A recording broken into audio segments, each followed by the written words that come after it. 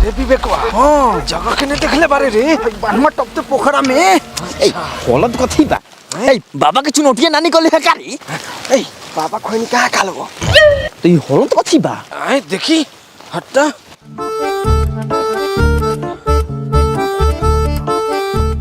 चुनौती नहीं खाई तो बाबा का जूजी हो ए दांते काट सिकुड़ जाई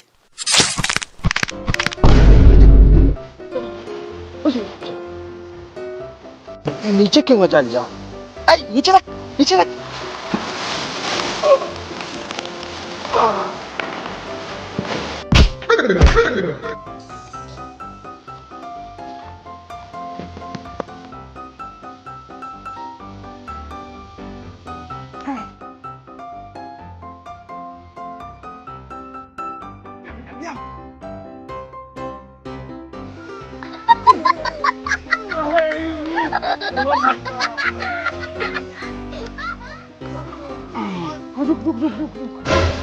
मान ले अगर बाबा के हमनी के हलावा तनी बात मालूम चल जाई तो हमनी के का होई रे बूढ़ माटी में हलाला के बाद कौन सरवा जिंदा रहले अगर मान ली बचियो जतवा तो ईश्वरऊ के एगो ऐसन दवाई खियले बानी कि इनकरा साथे रात के कथी भेल कुछ यादे ना रही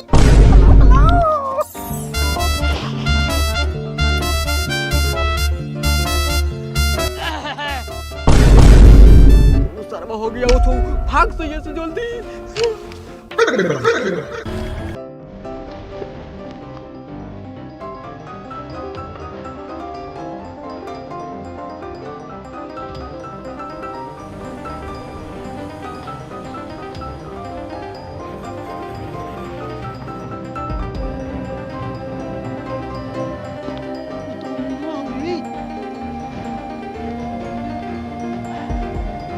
साला काही रहता रे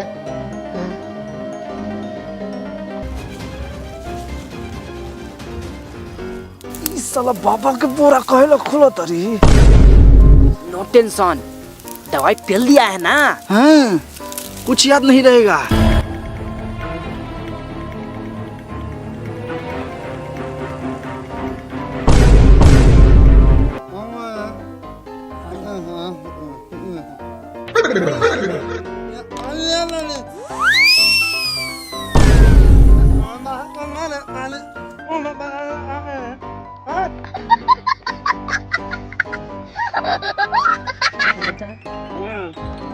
तू बरो टाइम में कैसे आगला हो आ निकालो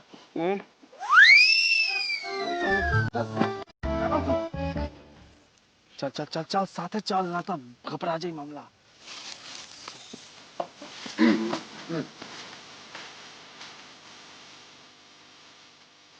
चला जितेंद्र चाय आई यहाँ कैसे आगला मर दे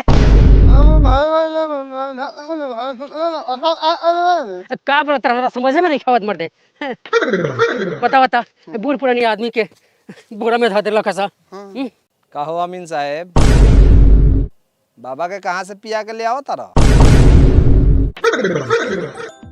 हम तोरा बाबा के लाड़ पर ला पियाई अपना पियला झाट नहीं के तोरा बाबा के पिला कौन तो बोरा में उन्हें धा देल होवे उठा के ले आवई तनी हाँ हेलो बेटा हाँ माई बाबा हमनी के ज्यादा ही देवे वाला हवा आई सुनो ना बाबा के सेवा करी हा सेवा लेके चल चलो चलो काती से प्रेम रहल चलो चल हटा बाबा के हम ले जाम तो इन तो चाहबे ना करल कि बाबा ज्यादा दिन जियस हमनी तोर पता छोटी पतोया के बेटा देख अपना छोट भाई से सीख कुछ के सेवा करत हो देख तू जान हंचुत पटीदारी अब एकरा के सिखावे के पड़ी कि हमनी के कैसन पटीदार हैं साला चल ओ करा दा ए भाई हम ना करम काहे ला माथा खइले बारा भाई बाग मर कोनो तरी जा हमरा गर्लफ्रेंड से बतिया के बा तो हम का करी बतवा के बा हम ना करम भाई तू जा नहीं यहाँ से भैया रिचार्ज करो ए भाई तोनी के काहे ला हमर दिमाग खइले बारा हम कहत नहीं हमरा रिचार्ज में फायदा नहीं के तोनी के हमर दुकान चले देबा कि बंद कर दी अरे भाई तो डायरेक्ट पे फॉर यू इस्तेमाल करो ना जब तू रिचार्ज करबा नु तो 3.5% के कमीशन मिली रुका तोरा के हम एगो रेफरल कोड भेज तनी डाउनलोड करा अपन कमीनी बढ़ावा ई तू हमरा के काहे ला बताओ तारा एमे तोरा का फायदा बा अरे भाई तोरा तो 3.5% के कमीशन मिलबे करी, लेकिन जब जब तू रिचार्ज करब ओ से हमरा मिली 0.03% के कमीशन। आ तूहो दोसरा के रेफर करब तो तोहर कमीशन बढ़ते जाई, बढ़िया पैसा कमेब। अरे भाई जल्दी बताओ ई कौन सा ऐप बा? अरे भाई ई ऐप के नाम बा डायरेक्ट पे फॉर यू, और एक यूज कर बहुत आसान बा। तोरा के जो रेफरल कोड भेजनी है उससे तू डाउनलोड कर लिहा और लॉगिन कर लिहा, और ये 8 लैंग्वेज में अवेलेबल बा। एमे तू अपन नाम, पैन कार्ड, मोबाइल नंबर डाल के आसानी से वेरीफाई करके लॉगिन कर लिहा। अब हम तोरा के सिखावत नहीं कि एमे मनी ऐड करके रिचार्ज या बिल पेमेंट कैसे कर जाले। ई देखो यहाँ से तू रिपोर्ट में जाके अपन डिटेल समरी चेक कर सकत रहा कि तोरा कितना कमीशन मिलल बा। अरे भाई ई ऐप सेफ बानू? अगर हमरा कोनो दिक्कत होई तो हम कथी करम? अरे भाई डायरेक्ट पे फॉर यू एकदम सेफ एंड सिक्योर बा, और ये NPCI और BBPS के अकॉर्डिंग पूरा वेरीफाई बा। और अगर तोरा कोनो दिक्कत होई तो व्हाट्सएप चैट के थ्रू तू इनका से हेल्प ले सकत रह। अच्छा, अगर तोरा कोनो बिल पेमेंट करे के हो जैसे पानी, बिजली, गैस, तो यहाँ से तू आसानी से पे कर सकत रह। और जैसे ही तू एक रेफरल कोड दोसर दुकानदार के भेजबा तो तोरा मिली 3.5% के कमीशन, और उ दुकानदार दूसरा के मिली तो तोरा मिली 0.03% के कमीशन। अरे बहुत बहुत धन्यवाद भाई, हम बहुत टेंशन में आगे रहनी है। अब हम इहे ऐप के यूज करम। हाँ तो हमारे जल्दी रिचार्ज कर दा। ओ भाई हमरो रिचार्ज करना था, हमरो गर्लफ्रेंड से बतिया के बा। जरूर जरूर भाई, का टेंशन।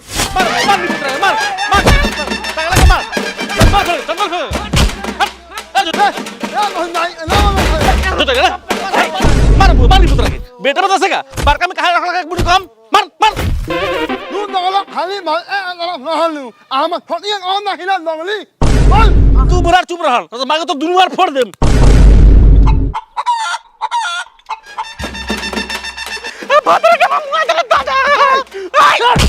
बाबूजी देखो तनी बाबूजी सब कोई मिलके मारा था। बाबूजी हाला हिला मार हम भाई गेहूं बेचाई।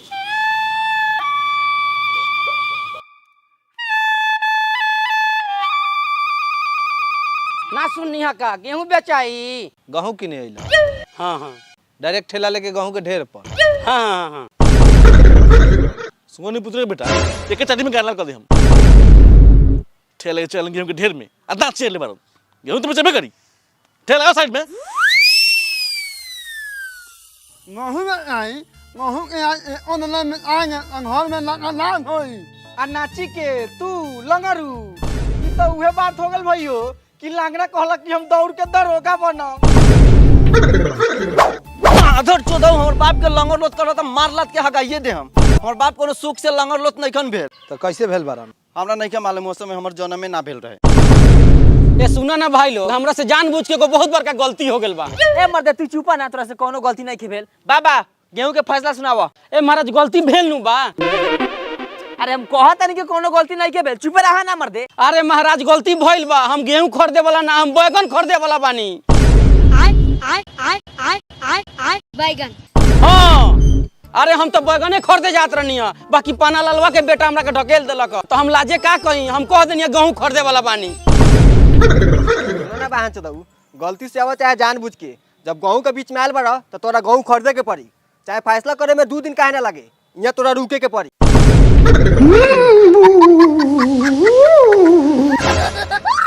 हाँ हाँ रोहू के नहीं खेना तो मुंह में गोजी धांस दे। अच्छा कितना देर लगता है गेहूं बंटवारा करे में? अभी कौन ठीक ना है, अभी झाड़ा चलत है आ कहिया चलता है केहू नहीं जानत। जब पूरा झाड़ा ठीक हो जाई तब रो लेके दम गेहूं तो हम का करी? का करी इया रहू। हम ये तुम हम मालिक मारेंगे ए तुम फैसला हमारा मालिक हम मानी। आई नो अमीन मला आलिया हम यहां हमें ना मला मी होई नो। ए बाबा के टूटल झाटा उ सरवा काती कहता रे, कहता रन कि तोने दोनों गोरा जो अमीन के बुला ला बिहान नापी होई। या इन वेल बात दाई हमनी के जाता नहीं, तनका ध्यान रखिए बुढ़वा पर। तूनी जो ना हमर रतुवे गेहूं के दाना एगो कोनो इन्नो कली का।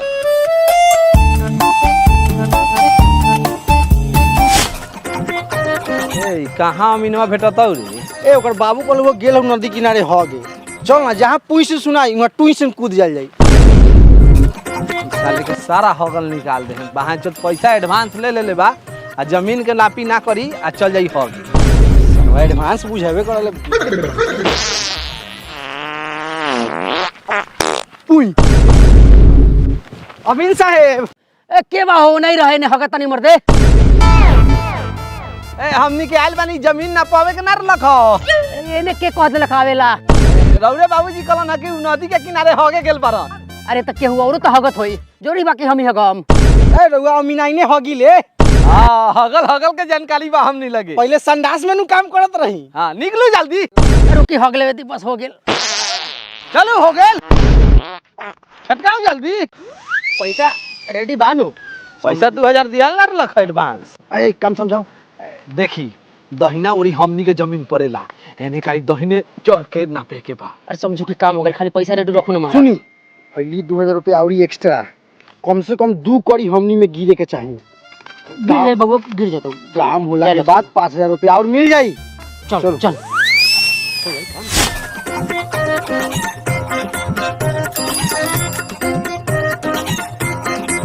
अबू भाई रस्सी के पूरा सीधा लेता जो वहाँ मिलाओ तो। अबू भाई उन्हें कहा सीधा है ना बटे आम के एरिया। अब ए ना ओने आई थोड़ी मत होया ना ने हेलो ए कथि कहता रहनी। अरे अमीन साहब ई कहत रहन कि रसरी ओ माहे नहीं खेले जाके ओने छोटकी पतो जोतेला रसरी ए माहे लेके जाके बा। लेकिन नक्शा में तो दिखावा था हे माहे जाई।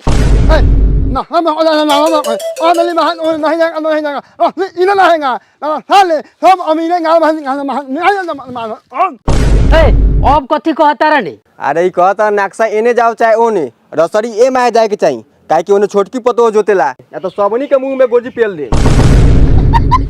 सुनो ना बाबा। हां तो ना सुनो ना बाबा एहुआ तो तोर इज्जत हम नहीं करी ले। अगर 1 इंच जमीन हम दोगली चचिया में घुस गेल तो समझ जाई लठियो घुस जाई। ना मैंने तोरा में सुन न बबू तैका कम उड़ भतीजा बारे वैसे बर्दाश्त कर ले बड़ी जब हमरा मुड़िया में केस रहे नु तो हमरा से बड़का कोनो रंगदारो ना रहे। चाचा तो फिर से रंगदार बन जा।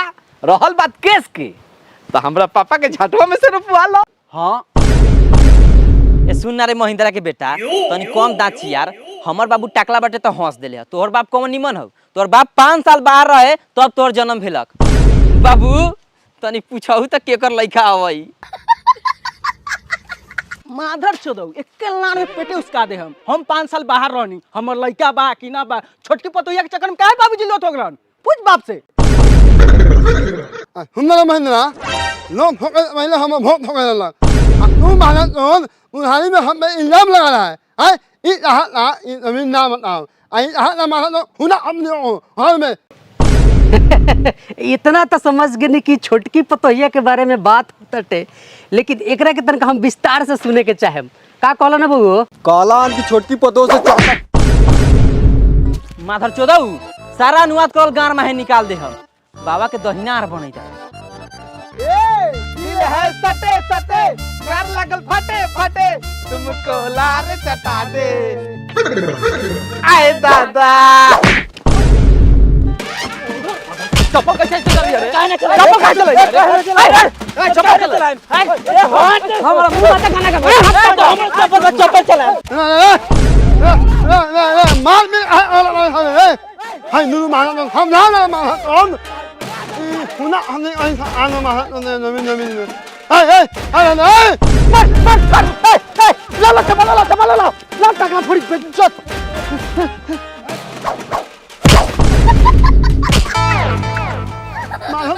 बाबा का मार खाली मार टोनी का नाली का लोग टोनी का दाई का लोग जमीन बना ले मालन बाबा अभी तो लोग लड़त अटे अगर साफ समझाई तो कथी कहल गेलक ह नहीं मांग मारन या ना हांग मारन ना मारन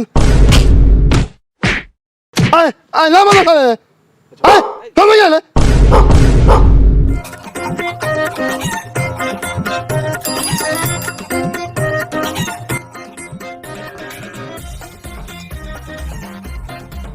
10 साल से बाहर में गार खसतानी तो हमर घर से करगट के आ चाचा में बिल्ली में बिंड होता ये तो हमारी टाइल्स वाला इटा से घर बड़े तुरंत ना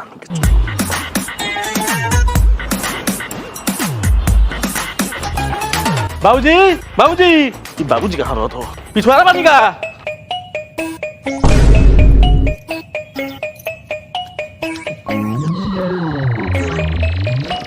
बाबूजी बाबूजी हो तेरी बहन की क्या होता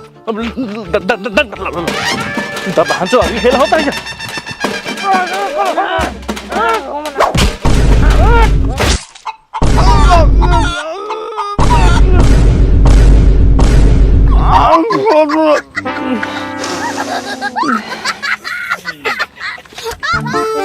कहे के मतलब है कि गलत जगह बास लागल रहा लेकिन बाबा बिल्कुल ठीक बनल। एक बात बताओ हमारा गोर में गोर किला पटलक इहो बात बतिया हम पहले ही बताओ यहाँ का होगा बिना काम के लाठा लाठी जॉब से आवत नहीं उधर से हालत नहीं दिलक तब ना समझ नहीं है हम कहीं गाँव में कहीं झगड़ा होता ही इस गाँव झगड़ा बदल भांच लेकिन देखिए भांच कि अपने घर में झगड़ा होता भाई भाई में कहा बिना कहा बताओ पहले।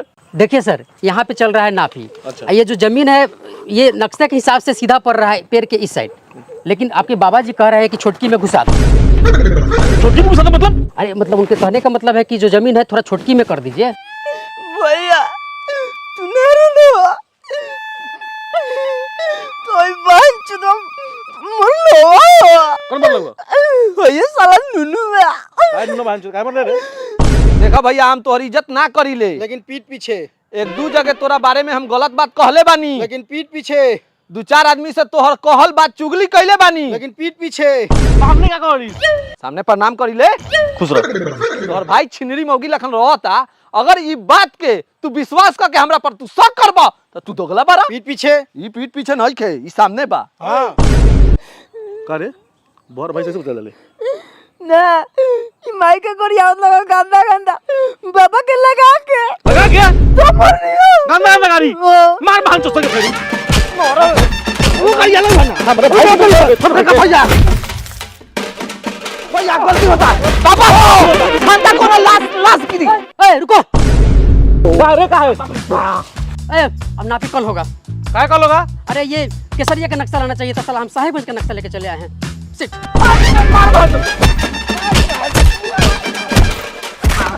मामा हो गए मामा हो गए मामा